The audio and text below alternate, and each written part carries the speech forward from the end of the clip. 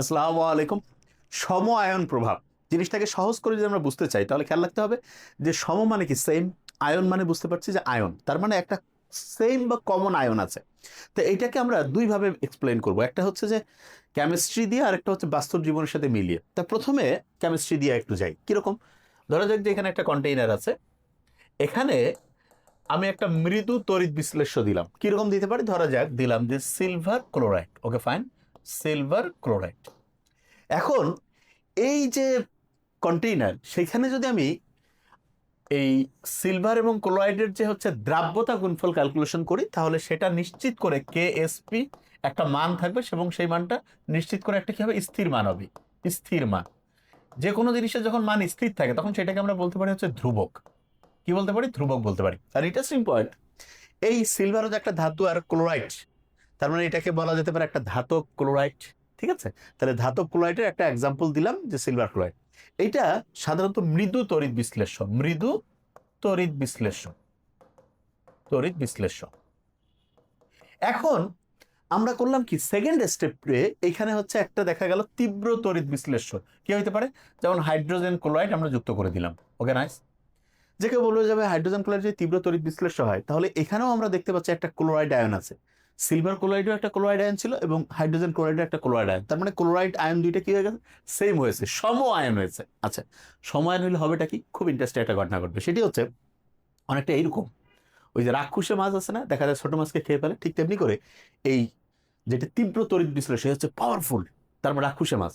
আর এই যে সিলভার ক্লোরাইডের যে ক্লোরাইড আয়নটা আছে এ হচ্ছে একটু দুর্বল, ছোট টাইপের মাছ। রাক্ষুসে মাছ দেখা যাবে এর যে ক্যাপাসিটি ওই স্বাভাবিক মাছের সেটাও হচ্ছে কমাই দিবে।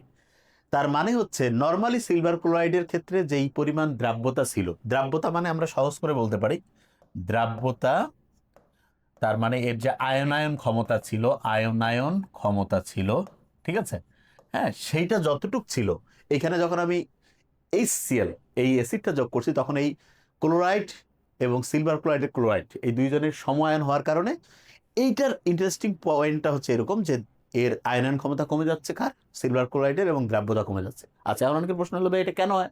এটা মূলত লা শাতেলির যে নীতি আছে না, লা শাতেলিয়ের নীতি। আচ্ছা, লা শাতেলিয়ের নীতির মূল কথা কি? লা শাতেলিয়ার নীতি, আচ্ছা, এটা হচ্ছে মূলত তিনটা জিনিসকে একসাথে বলে। একটা সিস্টেম যদি সাম্যাবস্থায় থাকে, সাম্যাবস্থা বলে একটা শব্দ আছে, সাম্যাবস্থায় যদি থাকে তাহলে সেই অবস্থার তিনটা নিয়ামক।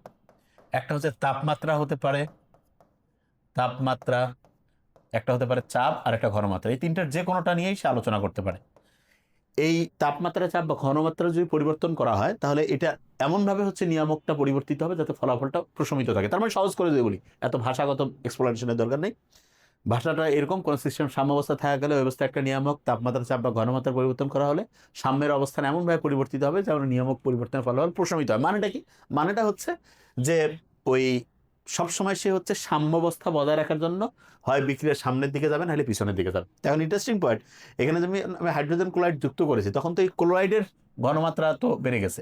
এই ক্লোরাইড যে রয়েছে এইটার ঘনমাত্রা টোটাল এই বিক্রিয়ায় সিলভার ক্লোরাইডের যে হচ্ছে যে আয়নগুলো, সিলভার এবং ক্লোরাইড আয়নের এই যে এসপি, সলিউবিলিটি প্রোডাক্ট, তার মানে হচ্ছে যে দ্রাব্যতা গুণফলের মান ধ্রুবক। এখন যখন এখানে আমি হাইড্রোজেন ক্লোরাইড যোগ করছি তখন একটা ঋণাত্মক আয়ন হয়েছে সিলভার ক্লোরাইডের ওই ক্লোরাইডের মতোই। এই কারণে ইন্টারেস্টিং পয়েন্ট, এখন এই ক্লোরাইড যখন দ্রবণীয় হবে, মানে এই ক্লোরাইড আসার আগে তো শুধু এই ক্লোরাইড ছিল, এখন এই ক্লোরাইড আসার কারণে এ যেহেতু তীব্র তড়িৎ বিশ্লেষ্য, এই জন্য দুর্বল তড়িৎ বিশ্লেষ্যকে আর অতটা হচ্ছে কাজ করতে দিবে না। তখন এই হচ্ছে বেশি কি হয়ে যাবে, দ্রবণীয় হয়ে যাবে। আর বাকি যে সিলভার ক্লোরাইড আছে সে তখন দেখতেছে বুদ্ধি নাই, ওইখান থেকে চলে যাবে। চলে যাবে মানে এই বাকি সিলভার ক্লোরাইড দেখা যাবে যে এটা অনেকটা হচ্ছে কি হবে, নিচে অধক্ষেপ পড়বে। কি পড়বে? অধক্ষেপ পড়বে, অধক্ষেপ পড়বে। ওকে, তাহলে মূলত এখানে লা শাতেলিয়ার নীতির একটা মানে হচ্ছে মেকানিজম আছে যেটার উপর ভিত্তি করে সাম্যাবস্থা বজায় রাখার জন্য দেখা যাচ্ছে যে যেটা দুর্বল তড়িৎ বিশ্লেষ্য তার আয়নায়ন ক্ষমতা কমে যায়, তার দ্রাব্যতা কমে যায়। ওকে, আচ্ছা, এবং মূলত এখানে যেটা দুর্বল তড়িৎ বিশ্লেষ্য সেটা কি হচ্ছে যে পদক্ষেপ পড়ে বা তলানি পড়ে। আচ্ছা, এখন এটাকে প্র্যাকটিক্যাল এক্সাম্পল দিয়ে বোঝাই তাহলে আরো মাথায় ঢুকবে। ধরা যাক যে একটা এই কন্টেইনারটাকে ধরলাম, এটা হচ্ছে একটা সংবাদ সম্মেলন হচ্ছে। এই জায়গায় বিভিন্ন ফটোগ্রাফাররা আসছে ছবি তুলতে। তা প্রথমে ধরা যাক যে যে কোনো একটা প্লেয়ার, পৃথিবীর যে কোনো একটা ফুটবলার আছে, যে কোনো ফুটবলার। তা যারা ফটোগ্রাফ মানে হচ্ছে যে ফটো ছবি তুলবে তারা প্ল্যান করে আসছে যে আমরা 10টা ছবি তুলবো। কয়টা? 10টা ছবি তুলবে। এখন দেখা যায় যে একটা ফুটবলার আছে, তাহলে ফটোগ্রাফাররা বলছে 10টা আমরা ছবি তুলবো, মানে 10টা ছবি তোলা ফিক্সড। এই যে 10টা ছবি তোলা ফিক্সড, এটা হচ্ছে দ্রাব্যতা গুণফল। তার মানে তারা কতটুকু হচ্ছে দ্রবণীয় হবে সেটা ফিক্সড করা আছে, আয়নগুলোর গুণফল সর্বোচ্চ পরিমাণ পর্যন্ত ফিক্সড করা আছে। এখন সর্বোচ্চ ছবি তুলবে তারা 10টা। ফুটবলার একজন আসছে, যে কেউ আসুক, তার 10টা ছবি তুলে ফেলছে। এখন দেখা গেল যে ওই প্রোগ্রামেই ওই 10টা ছবি তুলেছে, এরকম আরেকটা প্রোগ্রামেও 10টা ছবি তোলার কথা। কিন্তু ইন্টারেস্টিং পয়েন্ট হচ্ছে হঠাৎ করে সেখানে মেসি চলে আসছে। আচ্ছা, মেসি যদি চলে আসে, তখন আগে যেই ফুটবলারই থাক, ধরলাম এখনকার সময় যারা আছে, তাহলে মূল শক্তিশালী কে হয়ে যাবে? মেসি হয়ে যাবে। তাহলে মেসি যদি তীব্র পাওয়ারফুল হয়ে যায়, তার মানে তীব্র তড়িৎ বিশ্লেষণ হচ্ছে দুর্বল তড়িৎ বিশ্লেষণ, তখন হচ্ছে 10টা ছবি তুললে কার বেশি তুলবে? যে কেউ বলবে যাবে 10টার কেউ কবে না আমি একটা ছবি হারাবো। ওই 10টা ছবি দেখা যাবে হয়তো বা কার তোলা হয়ে যাবে? মেসির তোলা হয়ে যাবে।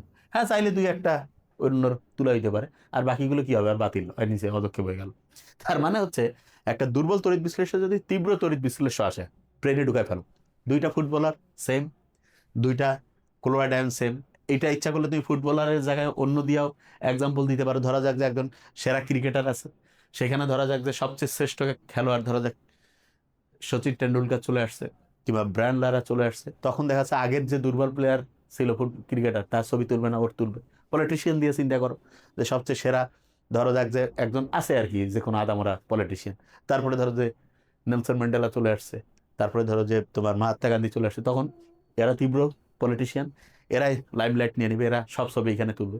তারপরে চিন্তা করতে পারো যে লেখকের ক্ষেত্রে মনে করো দুর্বল লেখক একটা আছে, ওখানে যদি শক্তিশালী লেখক আসে, মানে দুইটা একই গ্রুপের জিনিস আসতেছে, যে তীব্র পাওয়ারফুল, সে দেখা যাচ্ছে যে বেশি দ্রবণীয় হচ্ছে, তারই সাথে সব বিক্রিয়া হচ্ছে, আর বাকি অদক্ষেপ পড়ে যাচ্ছে। আমার মনে হয় বেসিক এই জিনিসটা যদি বুঝে ফেলি, সময়ায়ন প্রভাব। আবার বলছি, একটা দুর্বল তড়িৎ বিশ্লেষ্য যদি একটা তীব্র তড়িৎ বিশ্লেষ্য হচ্ছে যে যুক্ত করা হয়, তাহলে মানে সময়ায়নের কারণে দুর্বল তড়িৎ বিশ্লেষ্যের যে দ্রাব্যতা বা আয়নায়ন ক্ষমতা সেটা কমে যায়।